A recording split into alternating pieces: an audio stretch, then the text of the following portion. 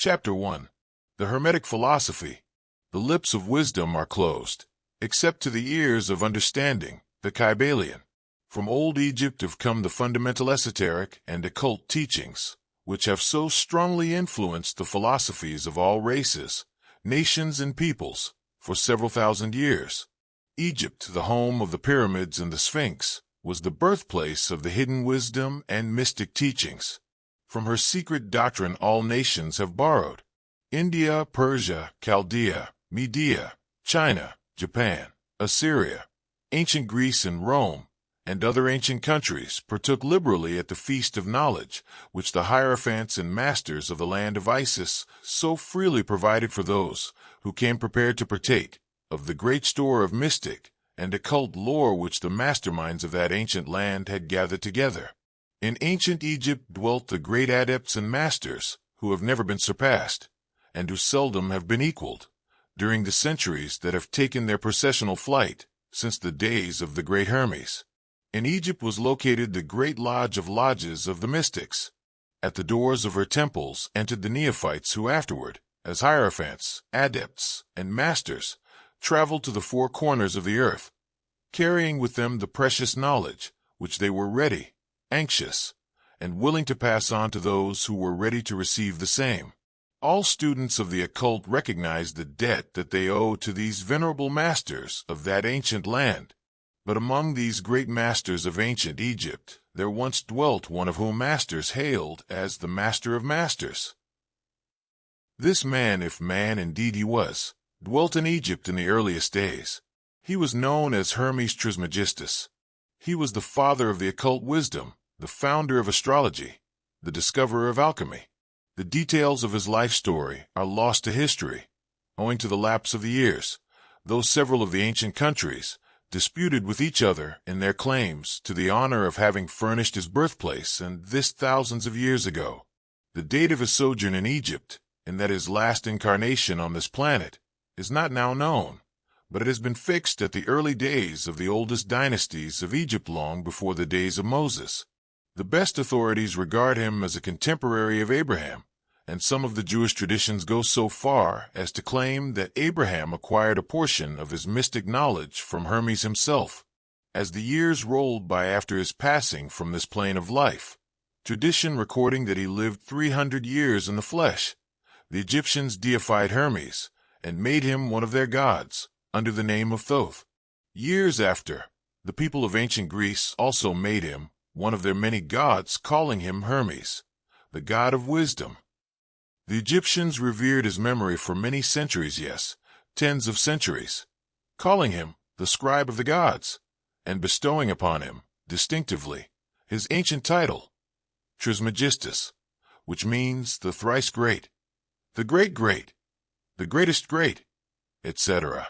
In all the ancient lands, the name of Hermes Trismegistus was revered, the name being synonymous with the fount of wisdom. Even to this day, we use the term hermetic in the sense of secret, sealed so that nothing can escape, etc., and this by reason of the fact that the followers of Hermes always observed the principle of secrecy in their teachings. They did not believe in casting pearls before swine, but rather held to the teaching milk for babes, meat for strong men, both of which maxims are familiar to readers of the Christian scriptures, but both of which had been used by the Egyptians for centuries before the Christian era. And this policy of careful dissemination of the truth has always characterized the Hermetics, even unto the present day.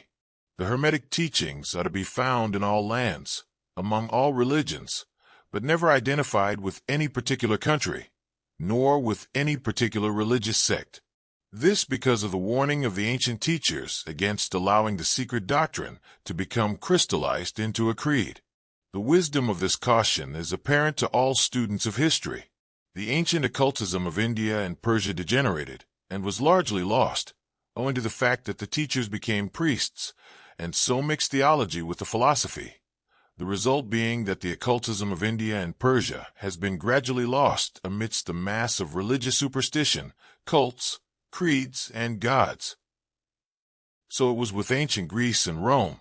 So it was with the Hermetic teachings of the Gnostics and early Christians, which were lost at the time of Constantine, whose iron hand smothered philosophy with the blanket of theology, losing to the Christian church that which was its very essence and spirit, and causing it to grope throughout several centuries before it found the way back to its ancient faith. The indications apparent to all careful observers in this 20th century being that the church is now struggling to get back to its ancient mystic teachings.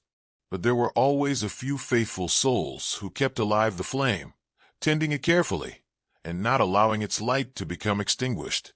And thanks to these staunch hearts and fearless minds, we have the truth still with us. But it is not found in books to any great extent. It has been passed along from master to student, from initiate to hierophant, from lip to ear.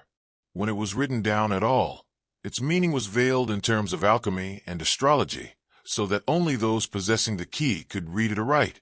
This was made necessary in order to avoid the persecutions of the theologians of the Middle Ages, who fought the secret doctrine with fire and sword, stake, gibbet, and cross. Even to this day, there will be found but few reliable books on the Hermetic philosophy, although there are countless references to it in many books written on various phases of occultism. And yet, the Hermetic philosophy is the only master key which will open all the doors of the occult teachings. In the early days, there was a compilation of certain basic Hermetic doctrines, passed on from teacher to student, which was known as the Kybalion, the exact significance and meaning of the term having been lost for several centuries. This teaching, however, is known to many to whom it has descended, from mouth to ear, on and on throughout the centuries.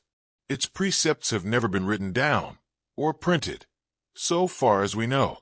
It was merely a collection of maxims, axioms, and precepts, which were non-understandable to outsiders, but which were readily understood by students after the axioms, maxims, and precepts had been explained and exemplified by the Hermetic initiates to their neophytes. These teachings really constituted the basic principles of the art of Hermetic alchemy, which, contrary to the general belief, dealt in the mastery of mental forces, rather than material elements, the transmutation of one kind of mental vibrations into others, instead of the changing of one kind of metal into another.